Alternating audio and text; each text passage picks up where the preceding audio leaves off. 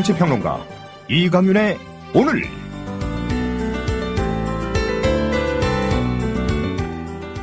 안녕하십니까, 이강윤입니다.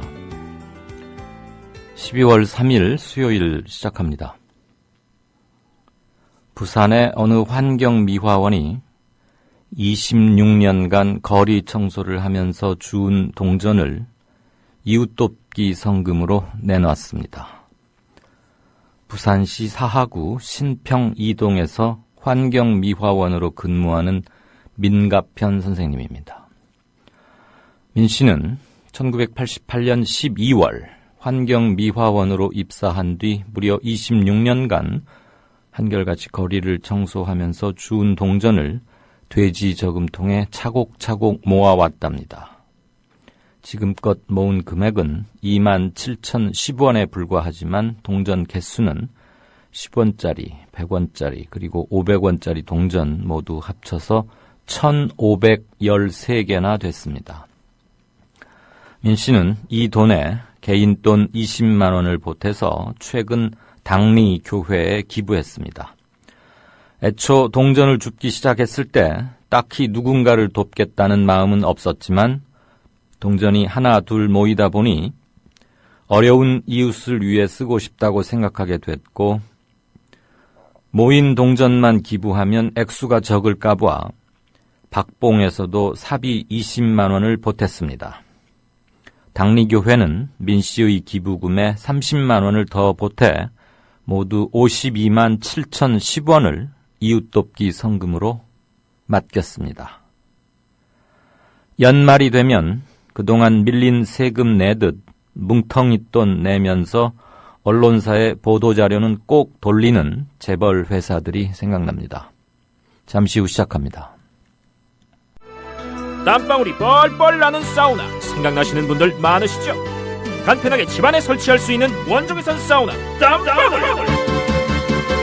지금도 조선일보를 구독하는 아버지와 국민TV 조합원 아들이 함께 만들고 세계 12개국에 수출하는 원적외선 사우나 땀방울! 2인용 사우나를 반신욕기보다 싼 가격 165만 원에 판매합니다. 와우. 헤어드라이기보다 적은 전기 사용으로 전기료 걱정까지 싸! 이제 땀만 빼지 마시고 건강을 업하세요. 홈페이지는 www.kirc.co.kr. 문의 전화는 010-7713-2433, 010-7713-2433. 국민TV 조합원 유림아빠님이 직접 설치해드립니다. 이웃나라 일본 연금 제도는 어때? 2012년 기준으로 일본은 모든 국민에게 기초연금 77만 원을 지급하고 노동자에게는 별도로 후생연금 208만 원을 주고 공무원들에게는 공무원연금 282만 원을 지급한대. 그럼 국민들에게는 기초연금 77만 원에 208만 원을 더해서 285만 원을 주는 거네. 그렇지. 일본은 공적연금만으로 노후생활 70%를 책임져 주는데 우리나라는 사적연금과 국민연금 모두 합해서 노후생활 보장률이 30%밖에 안 돼. 그래? 우리나라와 일본 차이가 많이 나네?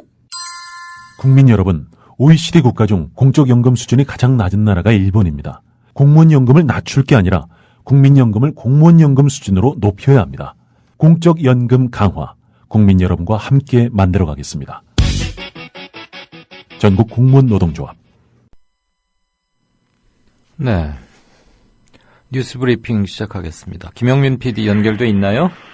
네, 안녕하십니까. 안녕하세요. 예. 정윤회 문건 유출 수사 중인 서울중앙지검 특수 2부 문건 작성자인 박경정에게 내일 아침 예. 출석하라 이렇게 소환 통보했네요. 예. 조홍천 전 공직기강 비서관 그 밑에서 이제 일했던 인물이죠. 박관천 경정. 지금은 서울 도봉경찰서에서 일하고 있는데 네. 정윤회 문건, 이 문건을 작성한 인물로 알려져 있습니다. 문건 작성할 수 있죠. 자, 그런데 이 문건 유출도 박관천 경정이 했느냐? 이 부분과 관련해서는 논란이 있습니다. 어쨌든 서울중앙지검 특수 2부는 내일 아침 9시 반까지 출석하라고 소환 통보했습니다. 피의자 신분으로 부른다고 하는데요. 문건 작성 그리고 유출 의혹을 조사한 다음 이렇게 영장 청구 여부를 결정할 방침이라고 하는데, 자, 그런데 검찰 말이죠. 박관천 경정, 이 사람 일하고 있는 도봉경찰서 그리고 노원구 하계동 자택을 압수수색했습니다. 네. 공무상 비밀 누설, 출판물에 의한 명예훼손 혐의를 적용해서 이렇게 압수수색을 했는데 뭐 한마디로 말해서 박관천 경정을 유출자로 보고 있다는 거죠. 네. 박관천 경정 지난 주말 조선일보는 유출한 당사자인 것처럼 몰아세웠고요. 그동안 또 여권도 그런 식으로 박경정을 유출자로 보고 있고 검찰 역시 유출자로 보고 있음이 이제 드러난 겁니다. 자, 그러나 박경정 그동안 여러 언론 인터뷰에서 자신이 유출한 적이 없다 이런 입장을 분명히 밝혔죠. 네. 또 오늘 세계일보 또 어제 한겨레를 보면은 이미 청와대는 다른 제3의 인물이 유출한 것으로 보고 있습니다. 그리고 또 그런 식으로 결론을 내린 것으로 알려졌습니다. 그런데도 왜 지금 박경정에게 계속 유출 혐의까지 뒤집어 씌우는 거죠? 그래서 말입니다. 그래서 오늘 세계일보 보도를 보니까 말이죠. 박근혜 대통령에게 이 박관천 경정이 유출했다 이렇게 보고를 했단 말이죠. 그래서 이제 청와대가 이 문제가 불거지고 나서 박관천 경정을 상대로 해서 검찰에 고소했단 말입니다. 그렇다면은 이선 대통령 보고에 대한 일관성을 유지하기 위해서 이렇게 뭐 혐의가 없는 것으로 자기들끼리 결론 내린 박관천 경정에게 뒤집어 씌운 거 아니냐 네. 이런 의문이 또 가능합니다. 그러게요. 참, 만약에 무혐의로 드러나게 된다면은 이미 무혐의인 줄 알고 고소했다는 얘기 아닙니까? 그러니까 이게 통 말이 안 되는 게 이미 5월 말과 6월 초 사이에 박경정이 아닌 제3의 인물에 의해서 유출됐다는 내부 보고가 청와대에서 올라갔고 그거에 입각해서 조사까지 했다는데 그보다 6개월 후인 지금에 와서 다시 또 박경정을 지목한다. 참, 도저히 알 수가 없네요. 이게 이제 그 죄가 없는 사람도 일단 밉다. 저쪽 편 사람이다라고 판단되면은 그냥 뭐 고소하고 보나요? 고소하고 본 다음 그다음에 나중에 무혐의가 나든 말든 뭐 신경 안 쓰는 건가요? 어떻게 된 거죠 이게? 또 뭐 박관천 경정이 박지만 인물로 이렇게 또 알려져 있잖아요. 네. 오늘 뭐 조 전 비서관 얘기 들어보니까 자기는 청와대의 감시견이고 감시견의 임무는 부릅뜨고 있다가 뭔가 이상이 있으면 짖는 거 아닙니까? 그렇죠. 네, 자기를 짖지 못하게 명령할 수 있는 사람은 대통령뿐이다. 그리고 박경정은 나라는 감시견의 아주 날카롭고도 효과적인 그 어금니 이빨이다. 이런 비유를 했던데 청와대 측에서 뭐 추가 조사를 통해서 뭔가를 잡아냈는지는 모르겠지만 아무튼 그런 혐의까지 덮어씌우고 몰아가는 건 조금은 이상해 보입니다. 일단 검찰이 어떻게 수사를 하는지 큰 기대를 안 하는 눈치이기는 합니다만 일단은 그래도 지켜는 봐야죠. 네. 그리고 이게 그때 왜 갑작스럽게 나왔나 했는데 지금 이리저리 얽히다 보니까 요건하고도 관련이 있는 거 아니냐. 뭐 3인방 십상시기에 김진선 그 평창 동계올림픽 조직위원장의 갑작스러운 사퇴. 이것도 지금 요번 암투와 무관하지 않다. 이런 주장도 나오고 있어요. 예, 그렇습니다. 새정치민주연합 안민석 의원이 의문을 제기한 건데요. 그 정유혜 씨 딸 그 승마 국가대표 선정 과정에서도 뭔가 상당한 의문이 있다라고 그동안 출기차게 문제 제기해왔던 거의 유일한 의원이 바로 안민석 의원입니다. 중앙대 교수하다가 이제 국회의원이 됐고 3선이 됐는데 그동안 뭐 교육위원회 또 본인 자체가 이제 체육학과 출신이다 보니까 문화, 체육 이 분야에 있어서는 뭐 아주 인맥도 있고 정보도 좀 있겠군요. 상당히 식견이 있는 분이죠. 안민석 의원이 김진선 전 평창 동계올림픽 조직위원장의 갑작스러운 사태로 정윤회 씨와 김기춘 현 청와대 비서실장 사이에 암투와 무관하지 않다 이런 주장을 제기했습니다. 이게 무슨 얘기냐? 지난 7월에 김진선 전 조직위원장이 갑작스럽게 사퇴를 했습니다. 왜 사퇴했을까? 상당히 의문이 들었습니다. 지난 7월 초에 김진선 위원장의 갑작스러운 사퇴가 있었는데 국가 대사인 올림픽을 앞두고 갑작스러운 위원장의 사퇴는 많은 사람들에게 의구심을 자아냈다. 김진선 전 위원장 사퇴가 김기춘 비서실장과 정윤회 씨 사이에 암투와 무관하지 않다. 이런 정황들이 있고 자신은 여러 가지 근거를 갖고 있다라고 안민석 의원이 밝혔습니다. 네. 김진선 위원장 자진 사직 당시에 정윤회 씨가 김진선 전 위원장을 지원하고 있었고 이를 못마땅하게 여긴 청와대 내부에서 감사원의 감사를 지시했다는 설이 청와대 주변에 돌았습니다. 네. 실제로 감사원은 지난 5월에 평창 동계올림픽 조직위원회에 대한 특별감사를 했는데요.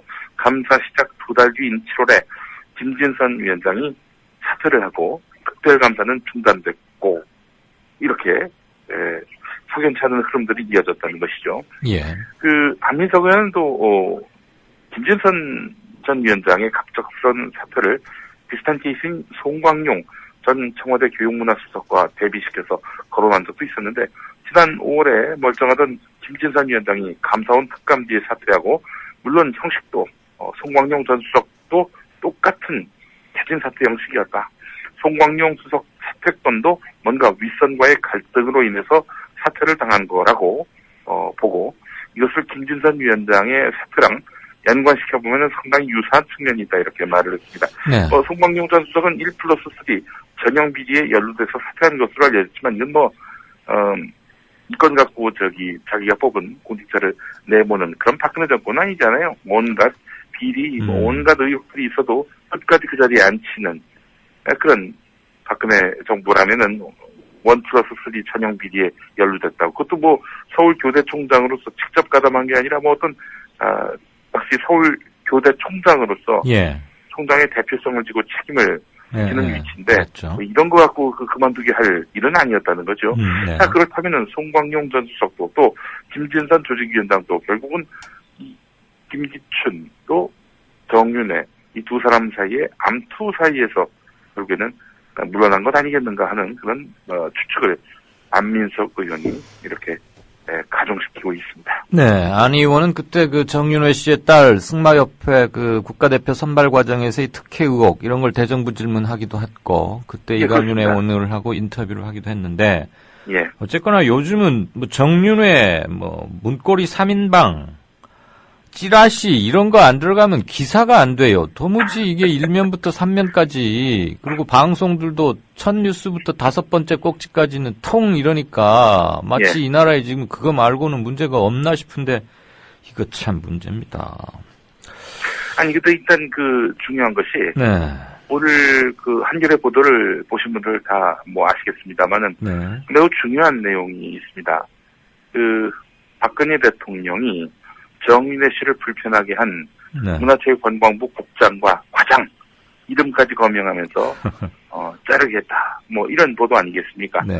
승마협회 관계자 문화체육관광부의 관계자 증언을 토대로 해서 쓴 기사 같은데 승마협회가 이제 이래저래 정윤회 씨 딸을 국가대표로 이제 선정하면서 부당했단 말이죠. 큰 실수가 있음에도 불구하고 이렇게 대표에 포함을 시켜가지고 정윤회 씨 딸 때문인지 탈락한 사람이 이의 제기를 했는데 정당한 이의 제기를 받아들이지도 조차 않았다는 거죠. 이런 타행이 있었는데 이런 타행을 두고 이제 승마협회 안에서 온갖 억측들, 온갖 그런 소문들이 나돌았습니다. 그래서 청와대에서 알아보라 이랬단 말이죠. 문화체육관광부한테. 사실 승마협회 일을 갖고 이렇게 문체부 상대로 해가지고 알아보라.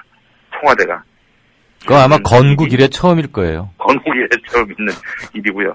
그래서 결국에는 이제 조사를 했는데 정윤회도 잘못이 있고 저쪽도 잘못이 있다. 이런 식으로 나오니까 갑자기 대통령이 문체부 장관을 불러가지고 이 감사 보고서를 이 실상을 알아본 관계자 가운데 국장, 과장 이름까지 거명하면서 이 사람들 경질하라고 했다. 이게 바로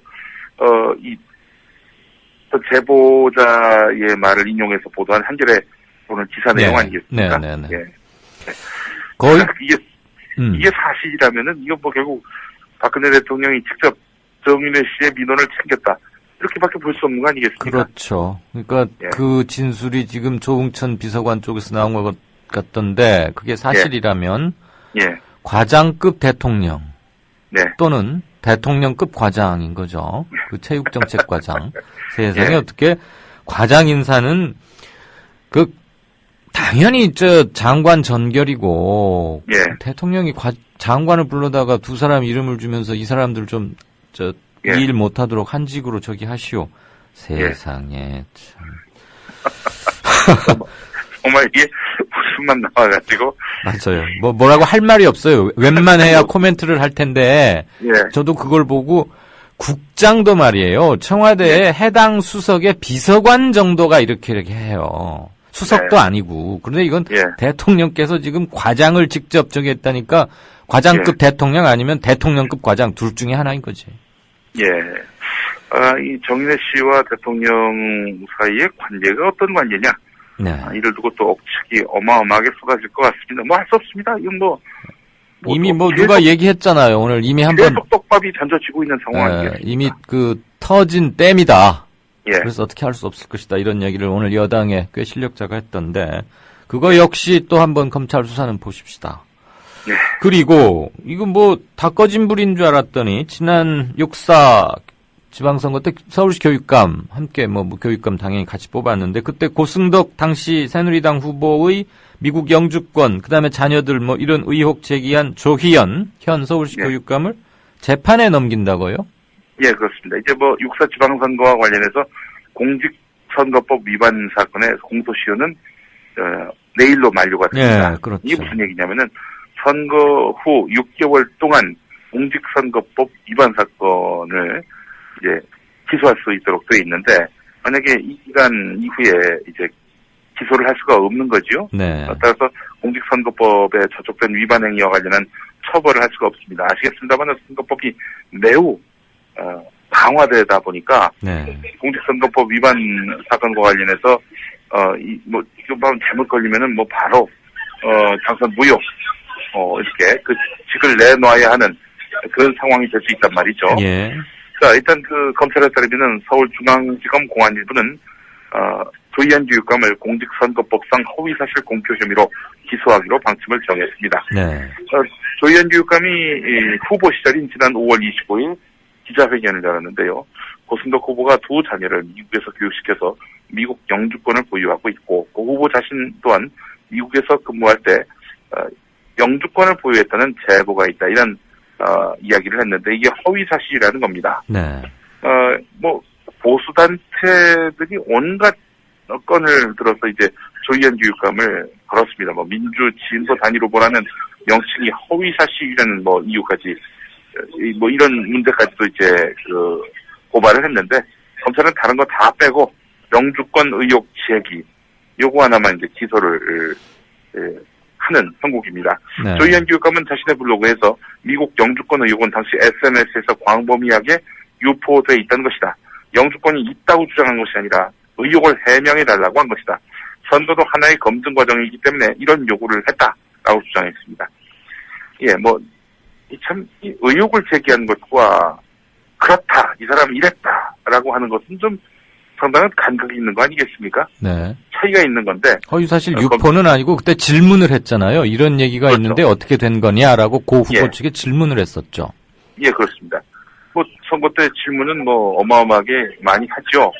근데 이런 사실이 허위 사실을 퍼뜨렸다라고 검찰은 규정하고 있습니다. 뭔가 한쪽에 치우친 형태의 기소가 아니겠는지 하는 그런 의문을 지울 길이 없습니다. 네, 선거법 관련 제소 마감 하루 남겨두고 일단 걸어는 두자. 이런 혐의? 이런 냄새가 좀 풍기는 그런 제소입니다. 예. 그리고 원세훈 전 국정원장에 대한 공직선거법 위반 사건 1심 판결을 공개 비판했죠. 예. 성남 지원의 김동진 부장판사. 네. 정직 2개월, 상당한 중징계인데. 야.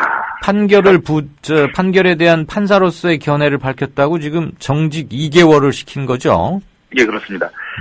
법관징계위원회가 있는데, 여기서 이제, 김동진 부장판사가 원세훈 전 원장에 대한 사건의 판결을 비난하고, 해당 재판장에 대한 명예훼손적 표현을 포함한 글을 게시했다. 이런 행위는 법관윤리 강령을 위반한 것이다.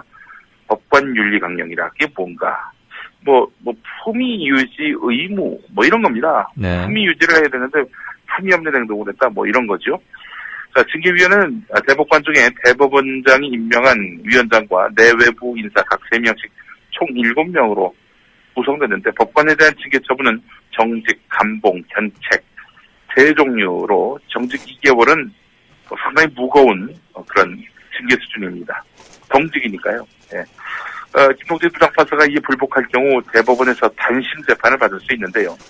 김동진 부장판사가 어떤 걸 올렸는지 기억하시죠? 지금으로부터 석 달 전에 쓴 건데 법치주의는 죽었다 이런 제목인데 이 원세훈 전 국정원장의 선거법 위반 혐의에 대한 서울중앙지법의 무죄 판결을 정면으로 비판한 겁니다. 기계적이고 도식적인 형식 논리로 국민을 납득시킬 수 없다. 재판장인 고등법원 부장판사 승진 심사를 앞두고 입신 영달을 위해 사심을 담아 쓴 판결이다 이렇게 지적을 했는데 대법원은 김동진 부장판사의 글을 직권 삭제했었습니다. 네. 정직 2개월이면 대단한 중징계인데. 예. 물론 실제가 이제 가미된 거라고 봐야 되겠죠. 물론이죠. 그런데 네. 승진을 앞두고 승진하기 위해서 이런 판결을 했다. 아마 이런 부분을 좀 문제 삼은 것 같긴 한데. 네. 원래 또 이 김동진 판사가 사법연수원 25기인데 고 기수그룹에서 가장 좀 뭐랄까요? 대가 세다고 할까? 현안에 네. 대해서 입바른 소리로 비치는 네. 본인의 소신 발언 이런 걸 좀 해오던 그런 분이었죠. 네. 그러니까 미운 털이 밝혀서 이러지 않았을까 합니다. 제가 김동진 부장판사와 좀 가깝다면은 이런 문자라도 하나 날리고 싶습니다. 뭐예요? 이 시대의 징계는 훈장이다. 그런 암울하고 사악한 시대의 징계는 훈장이다. 네. 이렇게 말입니다. 페이스북에 한 줄 쓰세요. 네. 전해지겠지. 알겠습니다. 예. 네, 오늘 뉴스 브리핑 잘 들었습니다. 네, 고맙습니다. 네, 지금까지 김영민 PD였습니다. 미디어 협동조합 국민TV 뉴스K 앵커 노종면입니다. 정치 권력, 재벌, 특정 지배주주로부터 오염되지 않는 언론, 국민TV가 그 실험을 해나가고 있습니다. 이런 언론이 지속 가능하다면 다른 여러 언론도 따라올 것입니다. 닻을 올린 국민TV, 순항하도록 힘을 실어주십시오.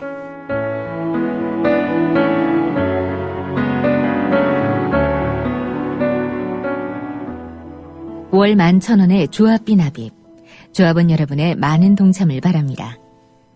자동 납부는 미디어 협동조합 홈페이지 국민.tv 또는 서울전화 3144-0933, 서울전화 3144-7737로 신청하실 수 있습니다. 여러분에게 언론 혁명으로, 그래서 자부심으로 보답하겠습니다. 네, 한 주의 중간인 수요일입니다. 5시 53분 들어왔네요. 오늘도 서울 수도권 그리고 서해안 지방에 굉장히 많은 눈이 내렸죠. 서해안 쪽은 오늘 밤까지도 많은 곳은 9cm, 눈이 9cm면 상당한 거죠.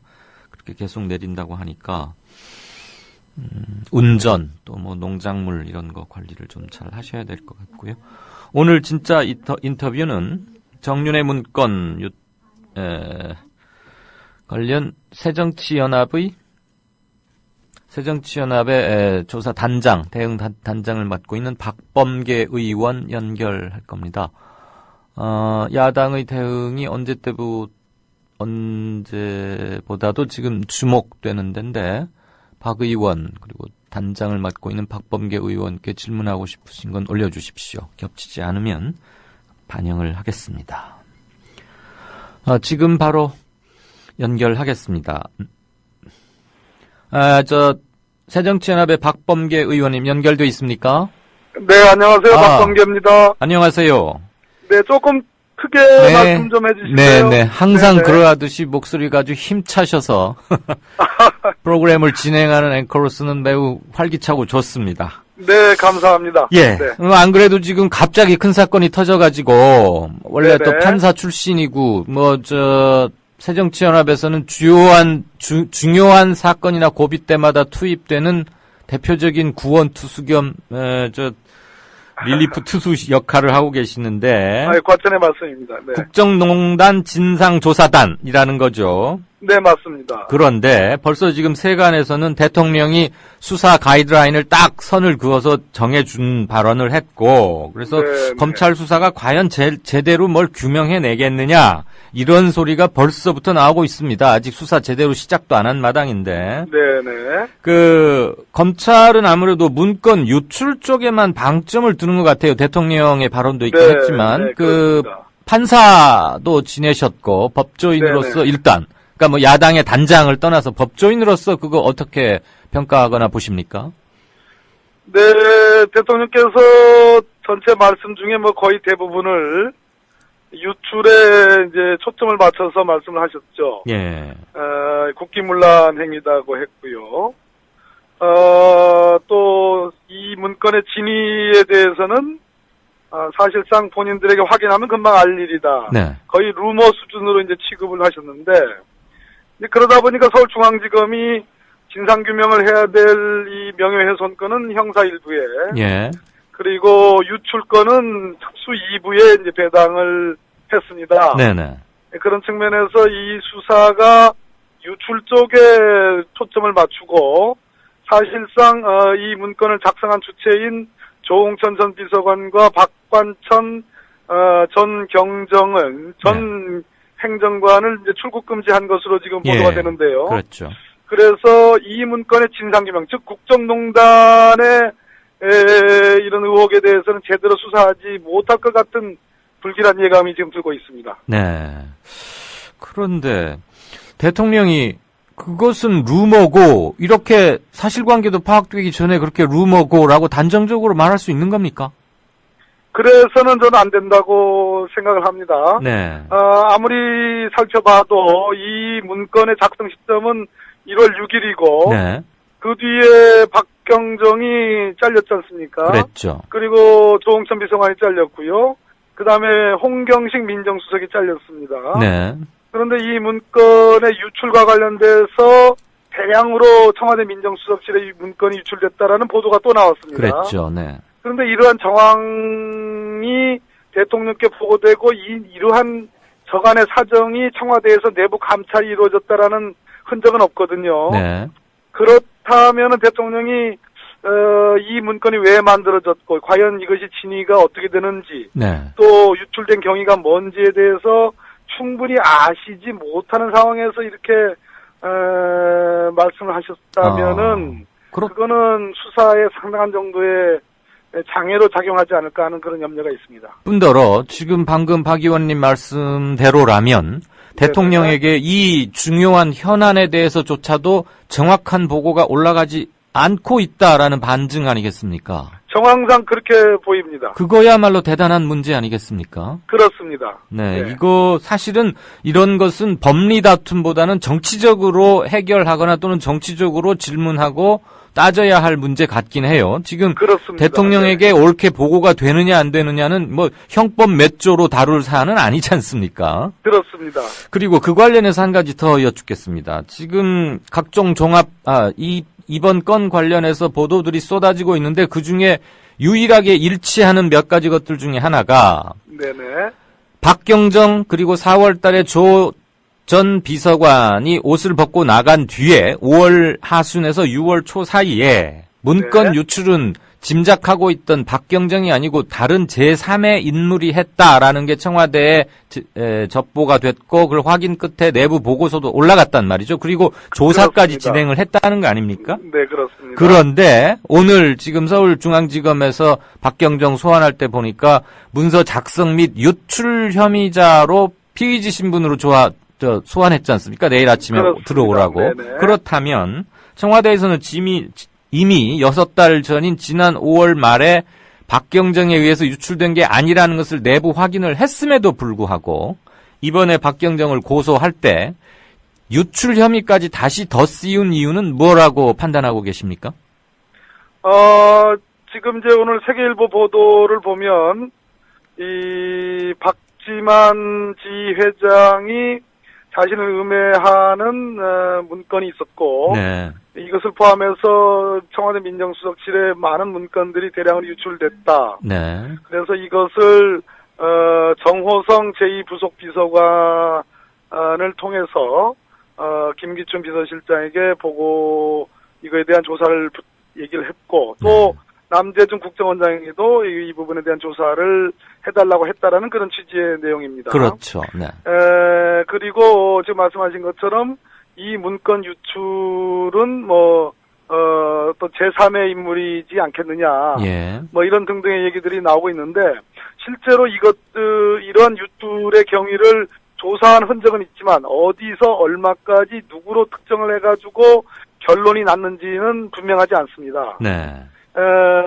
아마도 여러 보도나 여러 흔적을 종합을 해보면 이 문건 유출이 있었고 이것을 다시 찾아가지고 돌려 원상복구를 시키려는 노력들이 있었을 것 같은데요. 네. 있었던 것 같은데요. 그러나 결국은 회수가 안 됐고 급기야는 이제 세계일보에 보도가 됐습니다. 그렇죠. 그런데 지금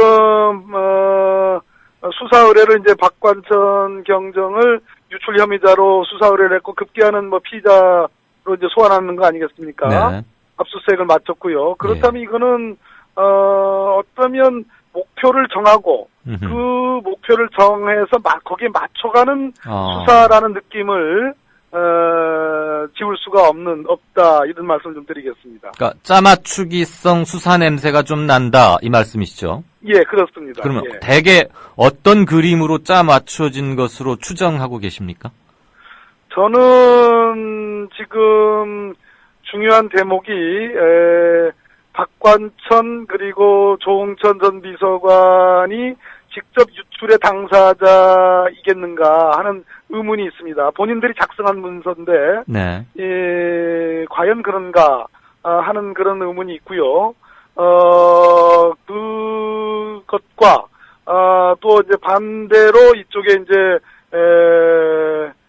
이제 십상시로 표현되는 이 주요 인물들의 문제가 있습니다. 네. 있는데 이 대립된 형국에서 중요한 점은 이 문건 내용이 사실이 아니면 이것을 작성하고 보고받고 정식 대통령 기록물 혹은 주장을 그렇게 하고 있지 않습니까? 예. 또 공공기록물로 성립을 시켰던 민정수석 더 나아가서는 대통령 비서실장에 대한 엄정한 문책이 있었어야 되는데 그렇지 않았다는 거죠. 그렇죠. 또 이것이 사실이라면 반대로 정윤회 씨 스스로 얘기했듯이 일벌백계로 나를 다스렸어야 되는 거 아니냐. 네. 그것도 맞는 얘기입니다. 그렇죠. 그런데 예. 아주 어정쩡하게 인사조치. 예. 박관천 경장은 그냥 원대복귀시킨 거고요. 네. 승진을 시키지 않았을 뿐이지 원대복귀시킨 거고 조홍천 비서관은 그냥 사직이 된 거고 홍경신 민정수석은 사직입니다. 네. 이것은 어정쩡한 봉합 속에서 과연 뭐냐 이게. 네. 나는 매우 참 일종의 권력으로 놓고 보면 임시적 봉합 상태가 아니겠느냐. 네. 그렇게 생각을 합니다. 아무튼 뭔가 상식적으로 도저히 안 맞는 것들이 곳곳에서 드러나는데 방금 짚으신 것도 중요한 블랙홀 중에 하나 같습니다.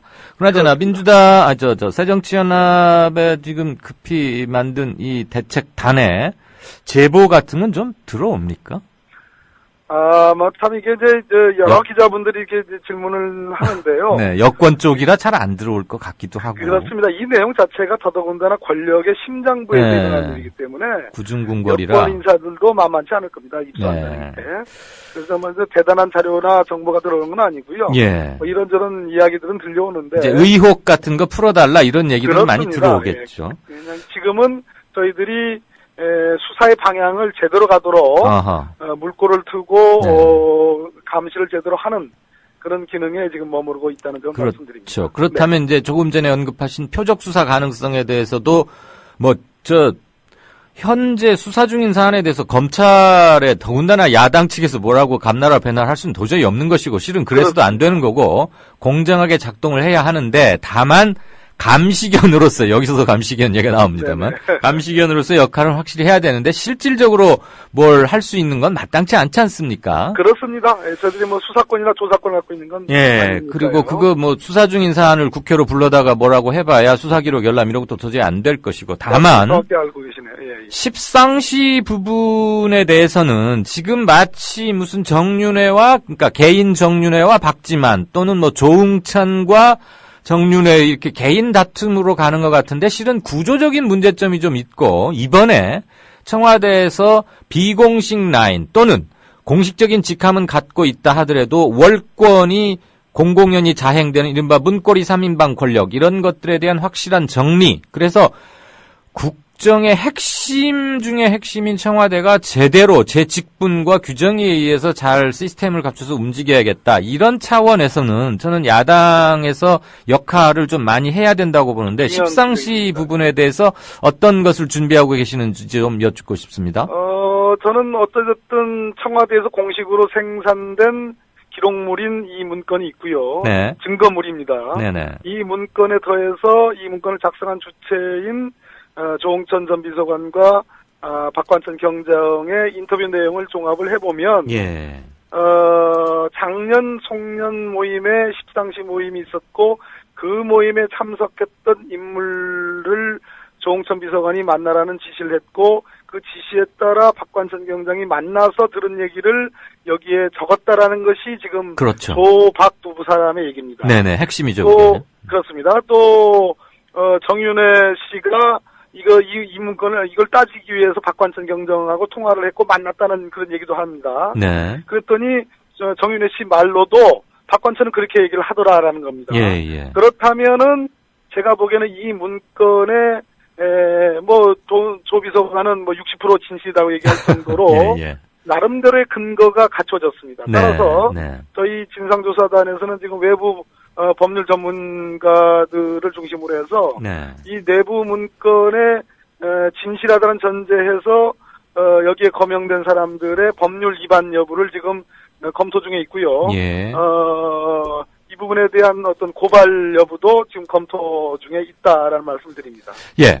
현직 판사를 오래 하셨고 그리고 네네. 의원으로 활동하시면서 수사 관련 이런 것들을 도맡아 많이 해오셨기 때문에 제가 한 가지 추가 질문을 드리고자 합니다. 네네. 통상 공무원들이 더군다나 정보계통에서 일하는 검경, 국정원 등등 아무튼 정보과 쪽에 일하는 사람들의 보고서 쓰는 양식이 이를테면 현재 한간에 이러이러한 얘기들이 돌고 있는데 그중에 이러이러한 것들은 혐의가 좀 있어 보인다. 그러니까 단순 첩보가 아니고 정보로서의 가치도 좀 있는 것 같다.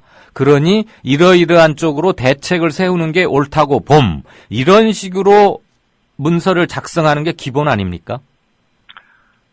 이제 청와대의 소위 정보의 흐름은 정례적으로 올라오는 이제 국정원 정보보고가 있고요. 네. 경찰청 정보보고가 그렇죠. 있습니다. 그거는 이제 배포 동선이 정확하게 딱딱 정해져 있습니다. 네네네. 근데 소위 찌라시라고 얘기하지 않습니까? 지금 예. 이것이 예. 국정원 정보보고도 찌라시는 다루지 않습니다. 예. 예, 그건 창피한 일이거든요. 그렇죠. 하물며 국정원 정보보고를 받는 민정수석실에서 찌라시를 담았다. 예. 이거는 있을 수가 없는 거고요. 예. 더더군다나 공직기강 비서관실은 고위공직자 감찰을 해가지고 조치를 하는 기관입니다. 네. 그러니까 조치를 하는 기관이기 때문에 어떠한 풍문만 가지고는 그렇습니다. 쓸 수가 없고 그거는 그렇죠. 조치의 일보 직전에 있는 상황에서 네. 조치를 하기 위한 전 단계. 조치 내용까지도 들어가 있는 네. 이렇게 문건을 작성하는 것이 일반적입니다. 그런데 지금 요번 문건을 보면 좀 그렇지 않단 말이에요. 정윤회 씨가 뭐라고 말했다 함 이렇게만 아니죠. 단순 전달식으로 쓰여져 있어서 아니죠. 아닙니까? 지금 세계일보 보도는 제가 알기로는 이 문건의 전부가 다 나온 것은 아닌 것으로 알고 있습니다. 그 부분에 대한 그 정도로 언급만. 하겠습니다. 예. 많이 가려진 부분도 있고요. 네. 그 정도 하겠습니다. 그러니까 지금 현재 저희들이 입수를 못했고 지금 예. 저희들이 알고 있는 것은 세계일보 보도된 내용과 그 사진만 가지고 지금 설명을 드리는 건데요. 예. 그것이 전부라고 보기는 단정할 수 없습니다. 그러면 지금 이런 얘기는 공개적으로 묻기는 좀 뭐하긴 합니다만 네네. 세계일보 측이 입수하고 있는 그러니까 라면 한 박스 하나 분량이란 그 전부 다는 아니더라도 정윤회 동향 관련 문건의 풀 텍스트 전체 페이지는 혹시 당에서 입수하고 계십니까? 예, 불가능하고요. 네. 입수하지 못했고요. 네. 그거는 아마 세계일보 측에서도 상당히 그건 곤혹스럽고 어려운 일일 겁니다. 그렇겠죠. 바로 그렇게 유포 공유를 불가능하게 하기 위해서 바로 공공기록물관리법 위반, 그것이 자승자박이거든요. 예. 찌라시라고 하면서 공공기록물이라고 얘기한 거거든요. 네. 그런 모순관계에 있음에도 불구하고 바로 그렇게 수사 의뢰를 한 이유가 거기에 있습니다. 네. 오늘 저희 청취자들이 특히 박범계 의원님과의 인터뷰에 대단한 관심을 표명해 주고 계시는데 이유는 네네. 어제 제가 야당을 출입하는 어떤 정치부 기자와 인터뷰를 하면서 그 정치부 기자가 이런 얘기를 했어요. 새정치연합 측에서 정윤회 문건 관련해서 뭔가 특별한 카드라는 단어를 쓰더군요. 특별한 카드를 준비하고 있다. 그거 뭐 당연히 지금 단장을 맡고 계신 박범계 의원 그 라인일 텐데, 특별한 카드는 물론 공개되는 순간 특별해지지 않긴 하지만, 본인이 평가하시기에, 이 정도면 좀 물건이 되는 특별할 수 있겠구나. 그렇게 평가하십니까? 제가 뭐 카드 전부 다를 공개하라는 얘기는 아니고요. 아니요. 그런 카드 자체가, 네. 뭐 현재로서는 있지 않고요. 네. 있지 않고 또 그것이 지금 현재 의미 있는 것인가에 대해서 저는 조금 뭐 좀 소극적인 측면이 있고요. 이 사안은 사안 자체로 굉장히 휘발성이 강하고 예. 뭐 지금 정권이 3년에 남은 상황에서 이런 것이 불거진 것 자체가 일종의 난맥상이거든요. 예. 예, 그런 측면에서 굉장히 뭐 위험성도 크고 그렇습니다. 그래서 섣부른 것은 아니한만 못하는 생각을 갖고 있습니다. 갖고 있고 그렇다고 해서 그냥 저희들이 수수방관이라고는 말씀드릴 수 없는 거고요. 예.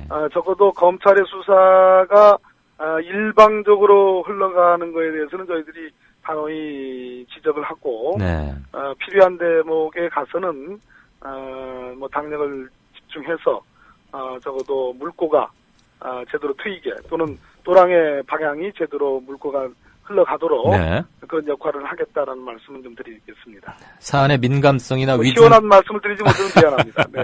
아니 뭐 정보 가치가 있다면 저는 당분간의 보완은 또 이해할 수 있다고 생각합니다. 어쨌거나 사안의 민감성이나 위중성을 따져볼 때 되치기나 역공의 가능성도 있기 때문에 만사부려 튼튼이라 뭐 신중한 처신은 일단은 좋아 보이고요. 지금 이 사안은 꼭 우리 박 의원께 여쭤보기는 좀 뭐합니다만 당 지도부한테 해야 할 사안이긴 한데 박 의원의 워낙 활동 범위가 넓으시고 하니까 지금 갑자기 터진 정윤회 문건 때문에 일테면 사자방 비리라거나 전 정권에서 있었던 도저히 묵과할 수 없는 이런 것들에 대해서 당력을 모으고 강력히 뭔가를 이뤄내야 하는데 이 돌출적인 것 때문에 좀 분산되거나 우선 뉴스의 흐름도 그러할 뿐더러 그래서 조금 희석되는 거 아니냐 이런 우려들 많이 하십니다. 일테면 사자방 비리 같은 거겠죠. 그거에 대해서는 어떻게 당이 대처해 나가야 한다고 보시는지 견해 좀 부탁합니다. 그런 면이 없잖아 있습니다. 그런 우려도 뭐 적절한 지적이고요. 그러나 어찌됐든 현재 박근혜 대통령과 집권 세력의 아주 깊은 곳 핵심적인 부분에서 일어나는 일들이기 때문에 이것이 갖는 그 일종의 파급력과 충격파는 훨씬 큽니다. 현재로서는. 그래서 저희들이 설사 이것을 모른 채 하고 사자방에 주력을 해도 언론이나 국민의 관심사가 그리 따라오지를 않습니다. 그런 점이 일단은 비가 내리고 있기 때문에 그 내리는 곳에서는 우산을 써야 됩니다. 뭐 그 점은 틀림없고요. 다만 그러나 사자방 비리가 묻혀지는 거냐? 제가 알기로는 적어도 저희 당의 원내 지도부를 중심으로 이 부분에 대한 철저한 규명과 또 필요한 국정조사를 위한 강도 높은 협상 이것은 진행될 것으로 기대를 하고요. 다 뭐든지 때가 있다고 생각합니다. 어쨌든 지금 이 국정농단 사건 저희들은 뭐 사자방 게이트라고도 하고 뭐 정윤회 게이트라고도 하는데요. 이 부분에 대한 검찰 수사가 신속하게 이루어질 건데요. 검찰 수사 결과가 어떻게 나오는지 모르겠으나 그때까지는 뭐 피해갈 수 없는 사안이 아닌가. 그렇게 이해를 해주셨으면 좋겠습니다. 마지막 질문 드리겠습니다. 검찰 수사와 별개로 국회에서 이것을 뭐 현안보고 형태건 아니면 국정조사 형태건 이렇게 추진할 생각은 없으십니까? 정윤회 문건 관련? 국회 운영위원회가 일단 소관위원회니까, 네. 강도높게 저희 원내대표를 중심으로 해서 매일같이 운영위 소집을 요구하고 있습니다. 네. 운영위가 소집돼야 되고요. 또 운영위뿐만 아니라 오늘 같은 경우 예를 들어서 문광이죠. 문방에서 네네. 체육 관련 과장국장 인사건. 그렇습니다. 그 부분에 대한 지금 많은 강도 높은 질의를 하고 있습니다. 네. 그 얘기 참 웃기더군요. 대통령급 과장인지 과장급 대통령인지. 아무튼 이 국면에서 더구나 지금 일반 국민은 물론이고 언론들도 워낙 권부 핵심 구중궁궐에서 벌어진 일들이기 때문에 정보 접근 자체가 힘드니까 네네. 오히려 역으로 야당도 많은 한계가 있으리라는 건 짐작은 하지만 그래서 더 단장을 맡고 계신 지금 야당의 특별단에 대한 활동에 기대가 큽니다. 어느 때보다도 그런 책임의식 이런 시선들을 좀 많이 느껴주시고 더 박차를 가해 주십사 이런 말씀을 드립니다. 네, 오늘 긴 시간 고맙습니다. 네, 고맙습니다. 네, 지금까지 새정치민주연합 박범계 의원과 이번 정윤회 십상시 문건 파동 관련해서 얘기 나눠봤습니다.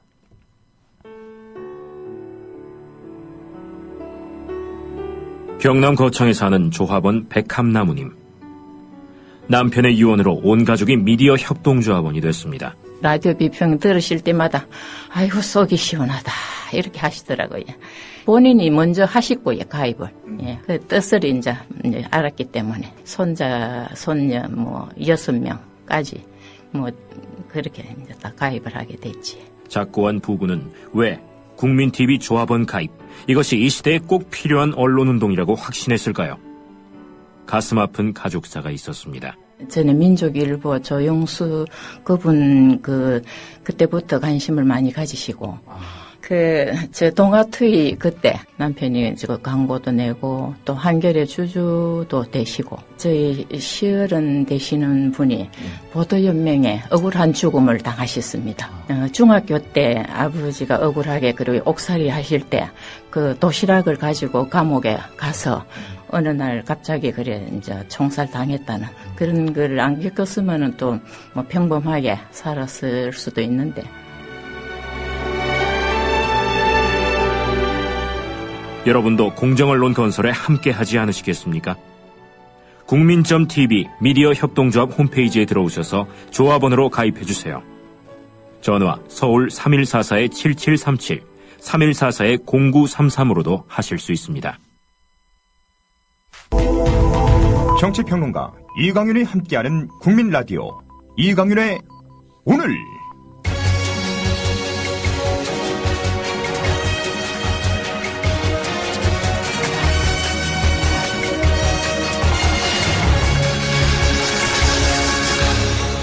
이강윤의 예리한 시각. 이제는 뉴스의 행과 간을 짚어냅니다.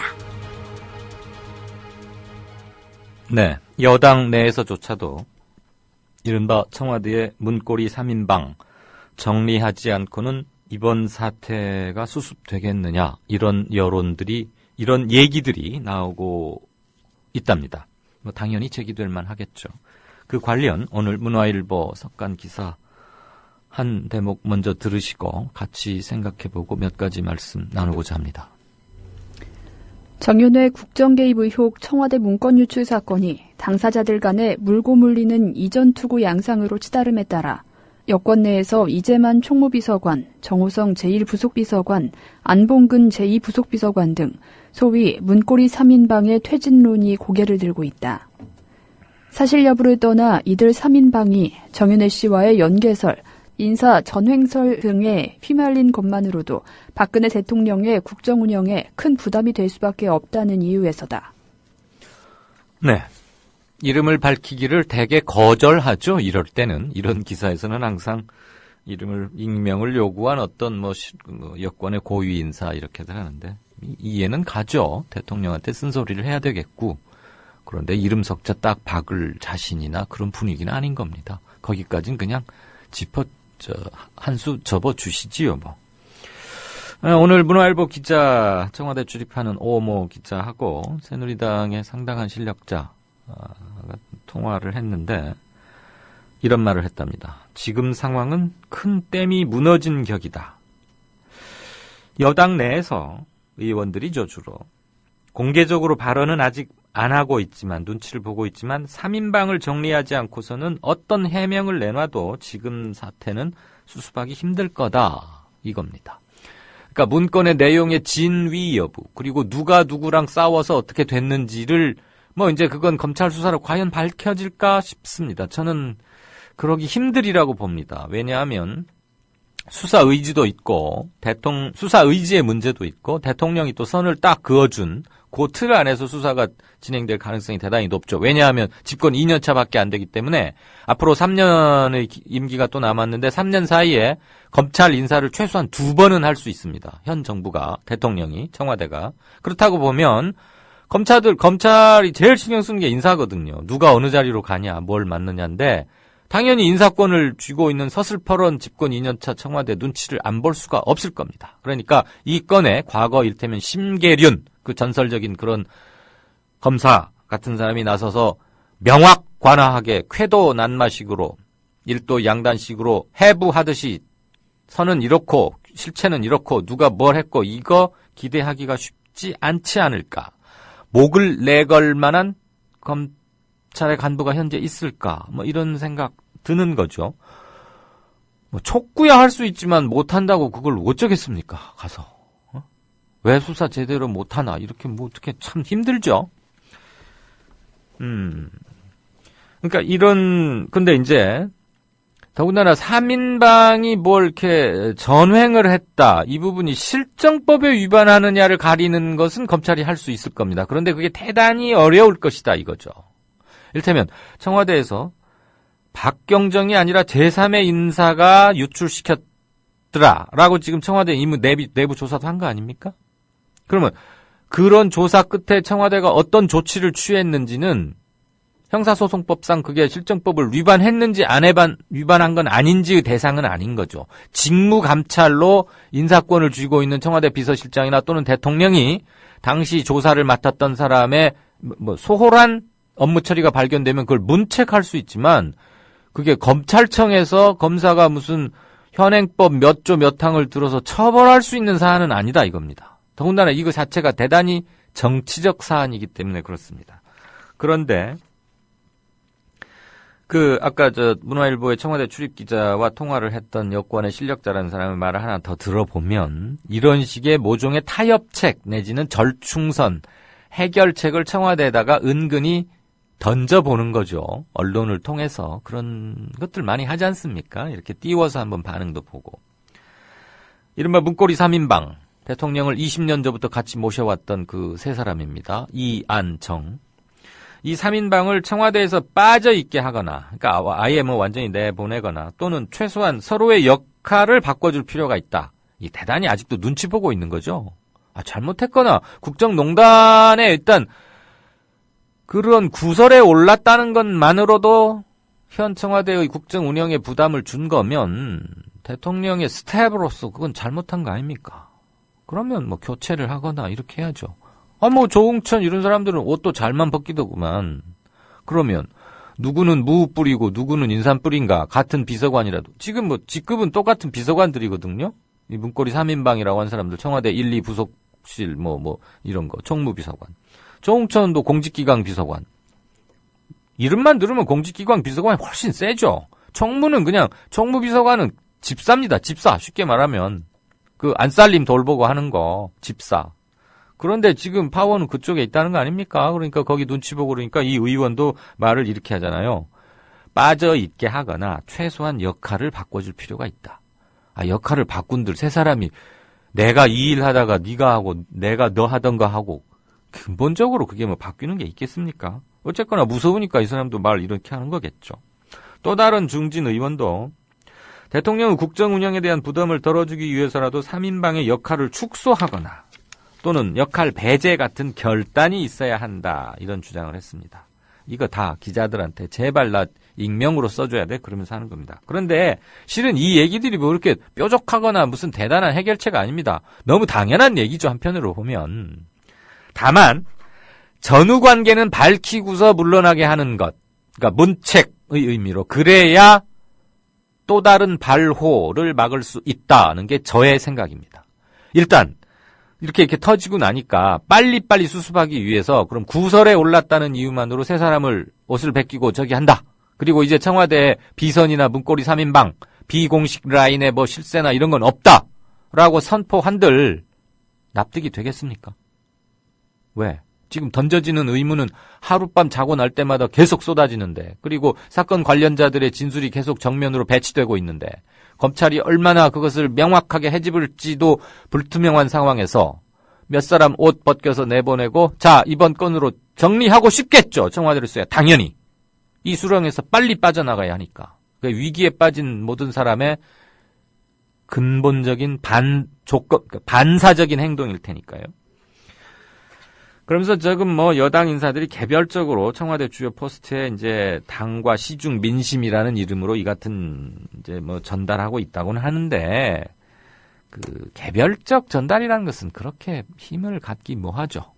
대통령에게 누가 어떤 강도로 전하느냐가 대단히 중요할 겁니다. 어쨌거나 뭐 지난 2012년 대통령 선거 때도 이런 적이 한번 있긴 있었습니다. 그 이제 3인방 중에 안 비서관, 이 대통령 원래 수행만 쭉 해오던 사람인데요. 그러니까 20년 가까이. 수행이라는 게 뭐 초선 의원 수행은 아무것도 아닌 것 같지만, 자기가 모시는 정치인의 체급이 커질수록, 정치적 무게가 커질수록 덩달아 올라갑니다. 그 밑에서 보좌하는 이른바 스탭들도. 그래 지금 박근혜 20년 전에 정치인 박근혜 막 입문할 때로 가보십시다. 그때 대구 달성가에 보궐선거로 들어오지 않았습니까? 초선이었죠. 물론 뭐 비중은 좀 있었겠죠. 대통령의 딸이라는 뭐 후광이 있었지만, 어쨌거나 약 20년 전에 초선이었는데 지금은 대통령이 돼 있지 않습니까? 그러면 지금 이 세 사람은 그때부터 같이 일을 해온 사람들인데, 초선 의원의 보좌관 3인방과 지금 대통령의 측근 보좌 3인방은 완전히 무게가 다른 거죠. 여당의 초선 재선 의원들도 먼저 가서 인사한다는 거 아닙니까? 그런데 2012년에 문고리 3인방에 대한 내부 얘기도 좀 나오고 하니까, 선거를 앞두고 측근들이 너무 바로 하는 것처럼 보일 수 있다. 그래서 일시적으로 수행을 전담하던 안 비서관을 인수위원회 출범할 때까지, 그러니까 당선돼 확정할 때까지는 수행 업무에서 좀 뺐었습니다. 그렇다고 사람을 완전히 내친 건 아니고, 그냥 너무 시선의 주목을 받으니까 조금 나가 있어라, 이제 이런 식이었죠. 나가 있다는 게 아니고 보류를 시켰던 겁니다. 근데 이 3인방의 위세를 보여주는 사례 몇 가지만 제가 좀 간추려서 설명을 드리고, 이들을 어떻게 정리하느냐가 향후 국정 운영 또는 청와대 권보의 핵심을 운영하려는 대통령의 의중을 엿볼 수 있는 대목일 것이다. 이 점을 말씀드리고자 합니다. 우선 문고리 3인방은 이제 청와대 이재만 총무비서관, 그리고 정호성 제1부속, 안봉근 제2부속입니다. 원래는 한 명 더 있었습니다. 홍보 담당하던. 그런데 지난 대선 유세 기간 중에 강원도 어디에서 돌아오다가 교통사고로 사망했죠. 그날 아마 박근혜 후보가 하루의 유서 일정을 다 취소하고 그 빈소에 찾아가서 굉장히 애통해했습니다. 물론 자기를 평생 모셔온 수족과 같은 사람인데 당연히 그런 것이죠. 어쨌거나 대통령이 그들을 얼마나 심중에서 무겁게 대우하고 여기고 있는지를 보여줄 수 있는 사안이기도 했었습니다. 보면 안 비서관은 이제 대통령이 의원 시절부터 수행을 해왔기 때문에, 그 수행비서가 뭐라고 말을 하면 그 말을 듣는 사람들은 수행비서의 얘기가 아니라 대통령 또는 한나라당 대표를 맡고 있던 박근혜 당대표의 얘기로 바꿔서 들을 수밖에 없습니다. 그게 상식 아닙니까? 수행비서는 개인적인 발언을 할 뭐도 없죠. 자기는 그냥 일정 조정하고 말 그대로 수행하는 겁니다. 근데 이 안 비서관 입에서 무슨 말이 나오면, 저건 대통령의 의중이 담긴 또는 대통령을 대신해서 전하는 것일 것이다.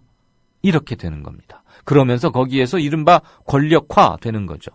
그래서 안 비서관한테 좀 잘 보여놔야 내가 필요 없는 불필요한 피해는 안 당할 것이다. 또는 기회가 되면 어떻게 되는 거 아니겠어? 그러니까 굽신굽신하고 잘 보이다 보면 이게 권력화 되는 겁니다. 본인들은 우리는 겸손하게 모시던 주군이 대통령이 됐으니까 우리는 더욱더 겸손하게 그냥 할 일만 한다고 생각하고 있을지 모르겠어요.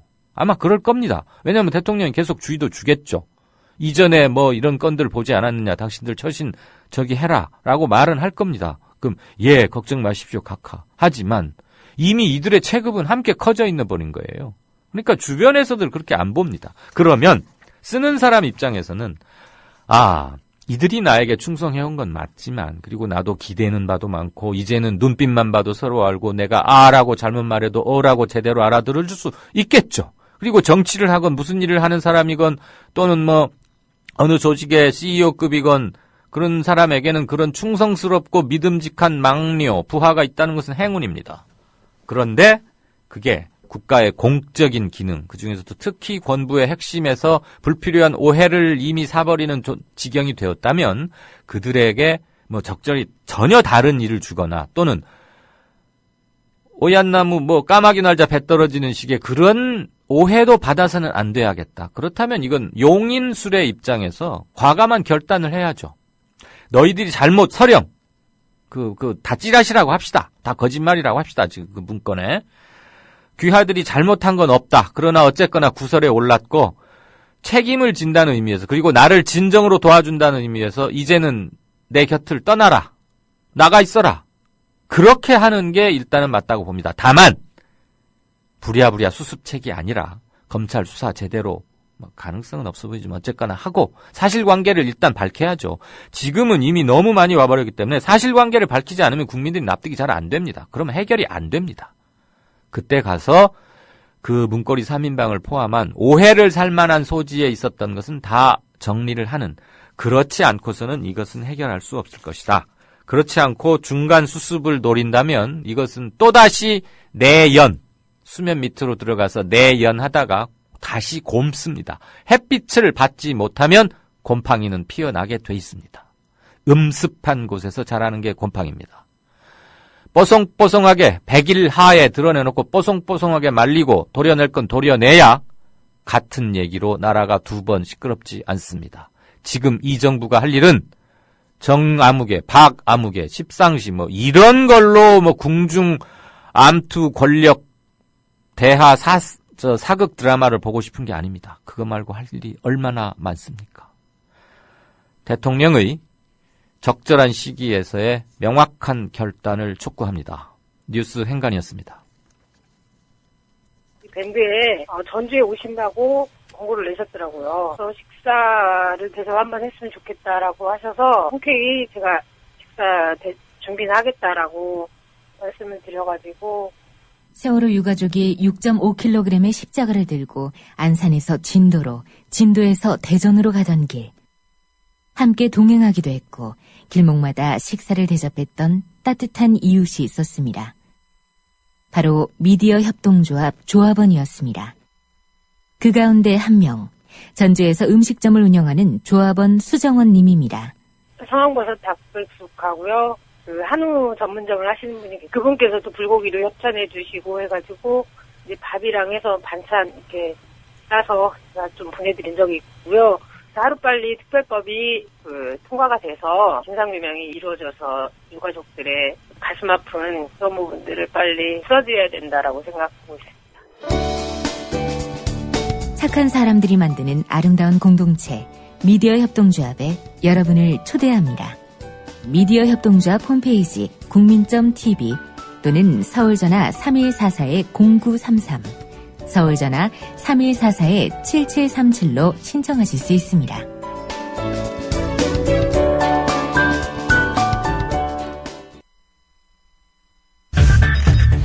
이강윤의 오늘, 이제는 정가 산책으로 함께합니다. 정치권 동향 생생하게 풀어드릴 분은요. 네, 한국일보 양정대 기자 안녕하세요. 네, 안녕하세요. 하루하루 신문 펼치기가 재밌기도 하고 겁도 나고 그렇습니다. 이거 완전히 이제 이전 투구로 가는 것 같은데. 저는 아침에 신문 보기가 참 겁이 나서. 뭐 왕창 물 먹었나?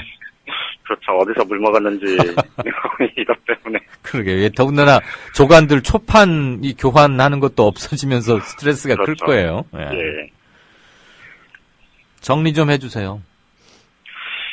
일단 뭐 말씀하신 대로 지금 거의 이전 투구 양상이다 뭐 이런 얘기까지 나오는데 네. 지금 뭐 전반적으로 구도 자체는 어쨌든 이 박지만 그 박근혜 대통령의 친동생 박지만 이디 회장하고 이 정윤회 씨 사이에 이 권력을 둘러싼 뭐 암투 뭐 이렇게 표현하기도 하는데 어쨌든 양측이 지금 상당한 갈등 상황에 놓여 있고 그 양측이라 하면 정과 박. 그렇죠. 네. 정윤회 씨하고 박지만 회장 그리고 이 박지만 회장은 이 자신에 대한 정윤회 씨와 문고리 권력 3인방 이쪽의 견제를 그러니까 민정수석실 공직기강 비서관실을 통해서 민정수석실에 있는 공직기강 비서관실을 통해서 또 이 좀 뭐랄까요 반격을 시도하려고 했었고 네. 그 과정에서 불거진 게 이제 작년 그 시사저널이 올해 3월달에 보도했었던 예. 이 미행권. 박지만 회장에 대한 미행설 예. 이것에 대해서 청와대에서 해당 당사자들 공직기관 비서관실에서 이 내사를 벌였는데 이 내사를 벌였던 당사자가 바로 이제 조홍천 전 비서관하고 이 박관천 경정 아닙니까? 네. 이 두 사람이 석연치 않은 이유로 해서 내사도 중단됐고 두 사람 모두 차례로 이 이제 쫓겨나갔고 떠난 거죠. 예. 이 과정에서 며칠 전에 가장 득을 보는 사람이 누구겠느냐라는 질문을 하셨을 때 제가 김기춘 청와대 비서실장인 것 같다고 얘기를 했는데 네. 이제 어제 오늘 나오는 얘기들을 좀 종합해 보면 예. 이 김기춘 비서실장을 비롯한 이 이른바 소위 7인회 이 원로 그룹들이 예. 이 둘 사이의 갈등 부분을 좀 제대로 이 조정한 게 아니고 오히려 좀 그것을 교묘히 좀 상황을 좀 활용했던 것 아니냐 이런 얘기들이 나오고 있습니다. 아하. 그러니까 어떤 거냐면 이 7인회 이 그 노인 그룹들이 보기에는 어쨌든 박근혜 대통령에 대해서 이 전 박정희 전 대통령과의 관계 예. 이런 부분들까지 포함해서 사실 좀 뭐랄까요 그 표현이 좀 그렇긴 합니다만 어쨌든 애틋하고 애처로운 그리고 우리가 꼭 지켜줘야 될 대통령 이런 생각이 굉장히 강한 사람들인데 예. 그 주변에 이제 권력 관계가 어떻게 형성되는가와는 무관하게 박근혜 대통령을 보호하는 역할에 자신들의 임무를 좀 그쪽으로 가져간 그런 거고 그래서 경우에 따라서는 박지만 회장 쪽에 조금 무게를 싣기도 하고 또 경우에 따라서는 이 정윤회 씨와 3인방 쪽에 무게를 싣기도 하고 이런 것들을 좀 교묘히 줄타기를 한 것 같다. 네. 이런 해석들이 나오고 있습니다. 어쨌든 그 해석이 이제 얼만큼 들어맞느냐와는 무관하게 예. 지금 박지만 회장은 본인은 뭐 언론과의 접촉도 전혀 없고 사실 그동안에 또 눈에 띄는 행보 자체도 별로 없었지 않습니까? 그래요. 그런데 들리는 주변 얘기로는 어쨌든 자신에 대한 이 친인척 관리, 박근혜 대통령의 친인척 관리가 생각보다 굉장히 좀 강도 높게 진행이 됐고 그 강도 높은 진행이 결국은 좀 뭐랄까요 그 단순한 그러니까 친인척 관리 수준을 뛰어넘어서 진행이 됐는데 여기에 정윤회 씨와 이 문고리 권력 3인방이 적극적으로 개입했기 때문이다. 이제 이런 불만들을 이 사석에서 토로했다는 얘기가 지금 들리고 있고요. 그래서 결국은 공직기강 비서관실을 통해서 이를 견제하려다가 이제 역풍을 맞은 거다. 네. 이게 거의 이제 정설로 굳어지는 것 같습니다. 대강의 큰 줄거리는 그거군요. 예. 그런데 이제 여기서 한 가지 좀 재밌는 거는 그렇다고 해서 박지만 회장이 아무것도 안 하고 있었느냐? 또 그건 아니라는 얘기도 좀 나오는데 예. 이게 이제 대표적인 게 작년 10월 달에 박근혜 정부 초대 기무사령관이 6개월 만에 교체가 되고 후임자로 간 게 바로 이재수. 이 박지만 회장의 이 육사 37기 동기인 이재수 장군 아니었습니까? 네. 그래서 실제로 이 기무사령관이라는 자리는 단지 이 여러 별 3개를 달고 있는 여러 중장 중에 한 명 정도 수준이 아니고 그렇죠. 이 모든 정보를 취합해서 대통령에게 직보를 하는 굉장히 중요한 라인 아닙니까? 네. 그러니까 당시만 해도 박지만 회장하고 뭐 육사 동기다 이게 조금 뭐 얘기가 좀 있긴 했지만 그때 나왔던 핵심적인 얘기는 남재준 전 국정원장과 이 김관진 또 현 국가안보실장 그리고 김장수 전 국가안보실장 이 군인 출신의 세 명 사이의 알력 또 뭐 힘겨루기 이런 것들 때문에 이제 기무사령관이 교체됐다는 게 정설이었는데 네. 최근에 나온 얘기는 실제로 이 박지만 회장 쪽에서 그 군인사와 관련해서는 좀 일정한 영향력을 행사했던 것 같다. 이게 네. 이제 지금 정설로 나오고 있습니다. 그런데 여기에 이제 또 재밌는 대목이 하나가 있는데요. 네. 올해 이재수 사령관이 딱 1년여 만에 전격 또 경질이 됐지 않습니까? 그랬죠. 올해 10월달 얼마 전에 지난달이죠. 예. 그런데 그 과정에서 사실은 이재수 사령관의 경질 과정에 이 정윤회 씨와 3인방이 개입했다. 뭐 이런 얘기도 나오고 있고 예. 그리고 최근에 국정원의 1급 인사 과정에서 기획관리실장 말고 또 1급 그 밑에요. 인사에서도 1급 인사에서도 지금 박지만 라인이 또 물을 먹었다. 이런 얘기가 지금 오늘 야권에서 공식적으로 제기가 됐거든요. 아, 그래요? 그러니까 이 과정을 전체적으로 놓고 보면 결국 이 박지만 라인이 어쨌든 뭔가 좀 해보려다가 지금 역풍을 맞고 지금 상황이 좀 굉장히 어렵게 됐다. 지금 이런 얘기가 나오는데 그런데 네. 그 최근에 사정 라인이라고 하면 보통 이제 검찰총장, 경찰청장, 뭐 국세청장 예. 뭐 이렇게 해서 4명, 5명을 꼽지 않습니까? 그렇죠. 근데 그 라인이 지금 뭐 3군 그 참모총장을 비롯해서 지금 영남권 라인이 지금 거의 일색이죠, 독식을 하고 일색. 있다. 예. 이렇게 얘기를 하는데 네. 그런데 꼼꼼히 따져보면요. 예. 최경환 경제부총리와 직간접적으로 연관돼 있는 사람들이 굉장히 많습니다. 아. 지금 새로 기무사령관이 된 조윤천 장군 같은 경우도 사실은 거기가 알짜회라고 예전에 하나회 이후에 알짜회? 네, 사조직이 있었다가 한번 논란이 된 적이 있었는데 예. 알짜회 출신이거든요. 아하. 그런데 거기가 대구고등학교 후배고요. 또 지금 김진태 검찰총장이 연대 선후배 사이고 예. 국세청장이 또 대구고 후배고 아하. 또 이런 여러 가지 일로 해서 실제 지금 권력 관계 자체가 이 최경환 경제부총리가 사실은 경제 파트에서 뭐 나름 박근혜 캠프 내에서 영향력이 있었다고는 쳐도 네. 사실은 경제를 총괄할 정도로 그렇게 무게가 있었다고 보지는 않았던 사람들이 많은 것 같은데 네. 지금 이제 경제부총리를 꿰차면서 사실 경제정책을 총괄을 하고 있는데 예.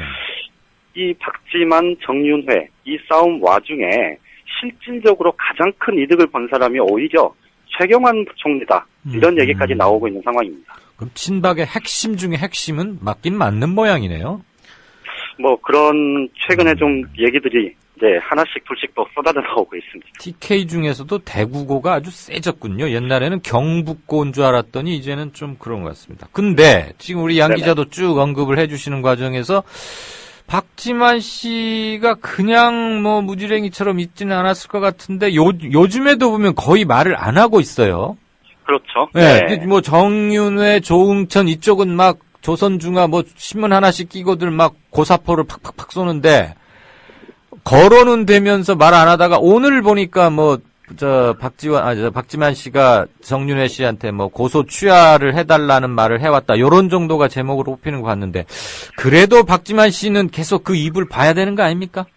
그렇죠. 그러니까 그 이제 방금 박지만 씨가 했다는 그 고소 취하 얘기도 사실 이제 정윤회 씨 인터뷰 과정에서 나온 얘기인데. 예.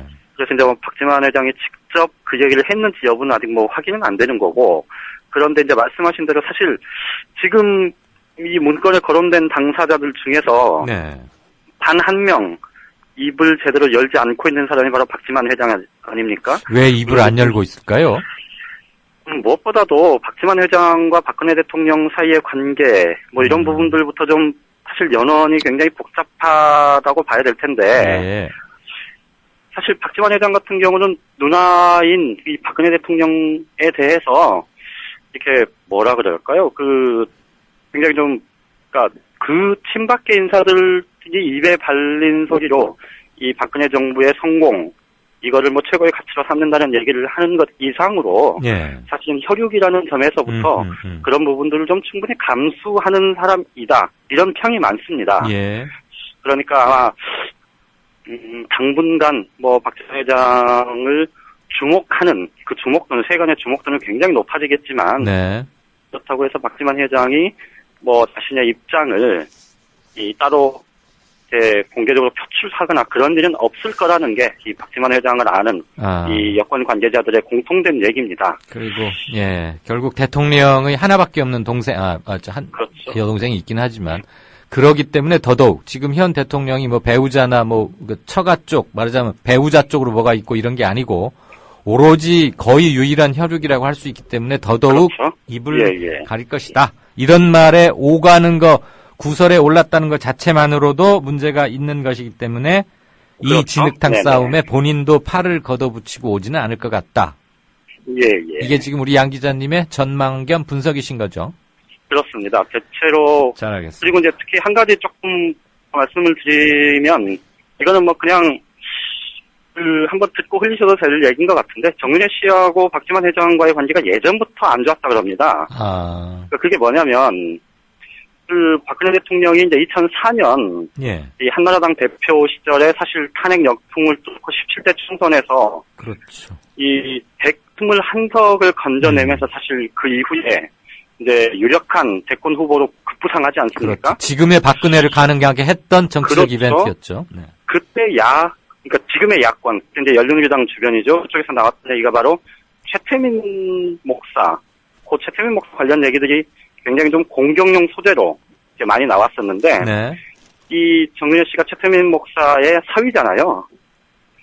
그러면서 과거에 최태민 목사와의 관계 이런 부분들에 대해서 그 예전부터 그러니까 박지원 회장이 그거에 대해서 굉장히 좀 비판적인 시각들을 갖고 있었고 최 목사 관련 부분에서 그렇죠. 그래서 그 전후로 해서 이 박근혜 대통령한테 이 정윤회 씨와의 관계 단절 이 부분을 강력 요구했던 적이 굉장히 많았다 그럽니다. 이게 이제 설 수준인데 그리고 그게 2007년 한나라당 대선 후보 경선 이명박 후보하고 굉장히 치열하게 맞붙었었잖아요. 네, 그랬죠.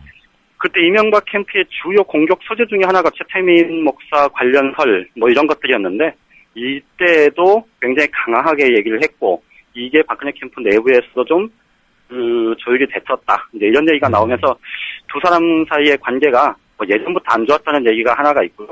그다음에 아까 이제 두 번째 물어봤었던 박지원 회장이 과연 입을 열 거냐의 문제 이걸 조금 보면 이전에는 박지원 회장이 박근혜 대통령이 의원 시절에는 이 새누리당 의원들과 이렇게 교류가 꽤 있었다고 그럽니다. 그러니까 같이 식사 자리도 있었고 또 만나는 자리도 있었고 이런 여러 자리가 있었고 그래서 거기에서 박지원 회장이 어떤 얘기를 했는지 누구랑 만났는지 이런 얘기들이 이제 하나하나 나오는 경우들이 있었는데 사실 현 정부 들어서서는 사실 그런 게 전혀 지금 없는 상황입니다.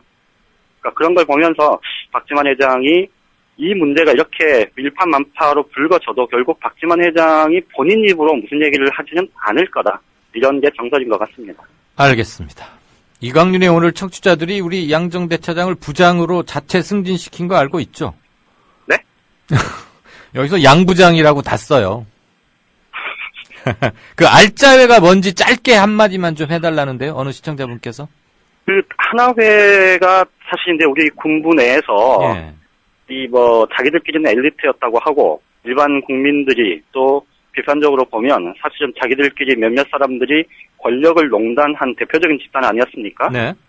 이게 이제 김영삼 문민정부 시절에 이제 하나의 척결이 있었고 그래서 이제 사실 사조직이 해체가 됐는데 그 이후에 이 육사 34기인가요? 거기서부터 한 43기 정도까지 자기들끼리 알짜회라는 걸 만든 게 있습니다. 근데 그 활동 자체가 아주 활발하게, 그러니까 하나회처럼 그렇게 활동을 했던 건 아니지만, 어쨌든 사조직이 있어서는 안 된다, 군내. 그리고 그게 이제 국민적인 공감대도 형성됐던 상황에서 자기들끼리 만들었다가 또 한 번 논란이 된 적이 있었는데요. 그것 때문에 이제 사실 알짜회 소속이었던 그 장군들이 실제 진급 과정에서 굉장한 불이익을 받은 사례들이 굉장히 많습니다. 그런데 아까 말씀드렸던 지금 개훈사령관인 조현천 장군 같은 경우는 그런 불이익을 거의 받지 않은 거의 유일무이한 인맥으로 지금 꼽히거든요. 그래서 그 최경환 경제부총리와 관련한 얘기가 조금 더 설득력 있게 나오는 겁니다. 그나저나 이름이 아주 노골적이네. 알짜. 얼마나 알짜인지 한번 두고 보십시다. 잘 들었습니다. 네네, 고맙습니다. 네, 정가산책 지금까지 한국일보 양정대 기자였습니다. 네, 게시판 잠깐 보겠습니다. 오늘도 게시판 보는 게 너무 늦어서 죄송합니다. 순서가 좀 바뀌면 타이밍 잡기가 좀 그렇고요. 양 부장님 눈길 조심하셔요 라고 하하호호님. 야, 뭐 이제 양정대 팬이 너무 많아지네요. 나중에 한국일보 사장이 되실 거라고. 최태민 씨에게 목사라는 호칭 안 썼으면 좋겠다. 완전 사입이다. 이런 견해 봄, 여름, 가을, 겨울께서 주셨습니다. 예, 오늘 조금 박범계 의원에 대한 인터뷰에서 뭐 좀 들을만 했다, 힘이 넘쳐서 좋았다, 이런 견해도 감사하게 듣겠습니다. 그리고 지금 사안이 워낙 큰 게 터져서 우리도 확실한 정보를 갖고 있지 못하지만 많은 궁금증들을 게시판을 통해서 주셨는데 일정 부분은 어느 정도는 해소가 된 것 같지만 그렇지 못한 점 아쉽게 생각하고 더 분발하겠습니다. 뉴스 재구성 넘어가죠. 어제 국회에서 작은 반란이 일어났는데 여당이 추진한 상속세 및 증여세법 일부 개정 법률안이 부결된 것. 결정적인 주역은 바로 이 사람. 이 사람의 표결 직전 토론을 들어보자면 전북 군산 출신 김관영 의원입니다. 저는 오늘 상속세 및 증여세법 개정안에 대해서 반대 토론을 하고 현명하신 의원님들의 양심적인 판단을 구하고자 이 자리에 섰습니다. 상속세법 18조에 규정된 가업 상속 공제 제도는 오랫동안 기업을 영위해온 기업의 오너가 갑자기 사망하는 경우에 자녀가 상속세 부담 때문에 기업의 지분을 매각해야 하는 어려움을 해소하고 독일이나 이탈리아처럼 100년 이상 장수하는 명문 기업이 나오도록 장려하기 위해서 도입된 제도입니다. 먼저 이 제도가 어떻게 변해왔는지 간단히 설명드리겠습니다. 화면에서 보는 바와 같이 2007년도에 이 제도는 연 매출 1,000억 원 이하의 중소기업에 대해서 공제 한도 1억 원으로 시작하였습니다. 불과 7년 만에 수차례 변경을 거쳐서 작년 말에는 3,000억 원 이하 중견기업까지 그 범위를 확대하였고 공제 한도도 최대 500억 원으로 허용되었습니다. 불과 7년 만에 공제 한도가 500배 늘어난 것입니다. 이번 정부안에 따르면 이 제도에 적용을 받는 기업의 범위를 연매출 3천억 원에서 다시 5천억 원으로 늘리고 공제 한도를 최대 1,000억 원으로 늘리겠다고 합니다. 이렇게 되면 화면에서 보는 바와 같이 새롭게 276개의 기업이 이 적용 대상에 포함됩니다. 이번 개정으로 이 276개의 기업들은 기업당 최대 250억 원, 모두 합하면 장래 약 6조 원 상당의 상속세를 최대 안 내게 되는 겁니다. 만약 정부안이 그대로 통과된다면 전체 법인 51만여 법인 중에 불과 714개만이 이 제도의 제외 대상이 되는 겁니다. 대한민국의 전통 있는 명문 가족기업을 육성해서 지속적으로 고용과 성장을 뒷받침해야 한다는 정부의 취지에 저도 100% 동의합니다.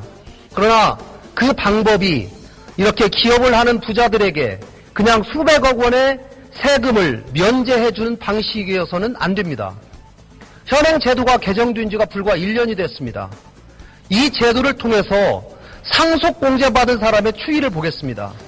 2012년에 58명 344억 원의 공제를 받았는데 2013년에는 70명 933억 원으로 급격히 증가하고 있습니다. 올해도 더욱더 증가할 것이 뻔합니다. 특히 이 제도가 기업의 오너가 사망하였을 때 적용된다는 점을 고려한다면 상속세 공제 혜택을 받을 가능성이 있는 미래의 수혜자들이 이미 급격하게 늘어나 있는 것입니다.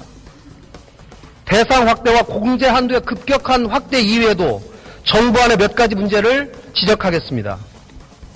정부는 피상속인의 요건과 관련해서 현행 10년간 기업을 유지해야 되는 조건을 당초 원하는 5년, 이번 수정안은 7년으로 단축하고 있습니다. 지분 보유 요건도 50% 이상에서 30% 이상으로 급격하게 완화하고 있습니다. 7년 영위한 기업을 과연 가업이라고 할 수 있습니까? 상속 이후 사후 관리 요건도 대폭 완화하고 있습니다. 현재 상속 후에는 업종 변경이 금지되고 있습니다. 그러나 개정안에 따르면 변경 가능합니다. 상속 후에 10년간의 고용 유지 의무가 있는데 이것도 7년으로 단축하고 있습니다. 이렇게 개정된 지 1년도 안 된 현행 제도를 제대로 시행해보지도 않고 가업 승계를 아주 쉽게 그리고 대폭적으로 허용해서 상속세 제도를 무력화시킨 것은 사상 유례가 없는 일입니다. 국회 선진화법에 따라 조세 소유에서 야당들이 반대하니 이제 예산 부수 법안이 자동 상정되는 것을 기일로 해서 이 법안이 그대로 통과된다면 대단히 심각한 문제가 아닐 수 없습니다. 일선에서 징세 업무를 담당하는 국세청의 많은 직원들도 정부안에 대해서 많은 우려를 하고 있는 것이 사실입니다. 현명하신 의원님들께서 수정안과 원안을 모두 부결시켜 주십시오. 투표 결과를 말씀드리겠습니다. 자, 조용해 주세요. 재석 255인 중 찬성 94인, 반대 123인, 기권 38인으로서 상속세 및 정제세법 일부 개정 법률안은 부결되었음을 선포합니다. 김관영 의원이 토론을 잘한 것일까? 아니면 새누리당 의원들의 반란이 시작된 것일까? 아니면 둘 다일까?